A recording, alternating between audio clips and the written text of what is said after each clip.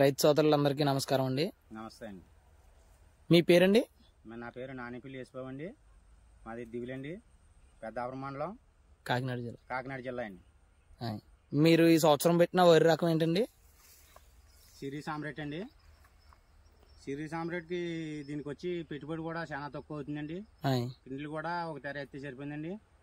మందులు కూడా పెద్దగా పడలేదండి.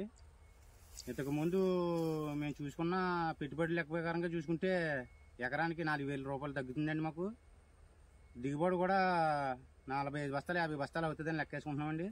ఆరుదల అయితే 45 బస్తాలు అవుతుందని చూసుకుంటున్నామండి. దీనికి వచ్చి ఈ విత్తనం అయితే చాలా ఎక్సలెంట్గా ఉందండి. మాకు పంట ఇంత పూర్వకాలం పంట కన్నా ముందు పంట కన్నా ఈ పంట కూడా మాకు చాలా ఉత్సాహంగా కాపాడుతుందండి.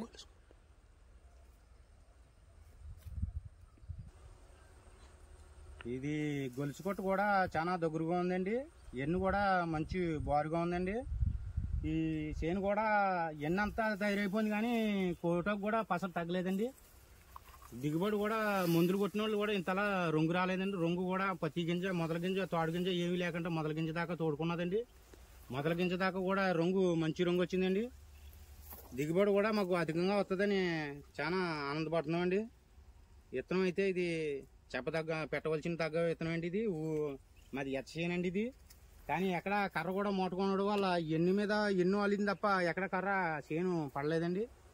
చేను కూడా చాలా మాకు ఆనందకరంగా ఉందండి. ఇది విత్తనం కూడా ఇది అందరూ కూడా పెట్టుకోవాల్సిన విత్తనం అండి. ఇది రైతులందరికీ కూడా బాగా ఆదాయం బాగా తక్కువ ఖర్చుతో ఎక్కువగా లాభం పొందుతారని మేము చెప్పడం కూడా మా తోటి రైతులకు కూడా చెప్పుకోవడానికి కూడా ఆనందంగా ఉందండి.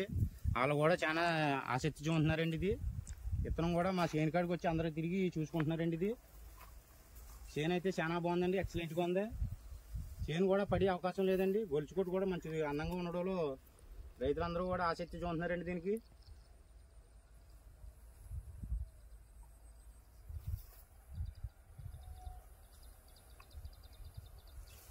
ఫోటోకి అసలు తగ్గలేదండి. మంచి రంగు వచ్చిందండి. ఓకే సార్, థ్యాంక్స్ అండి.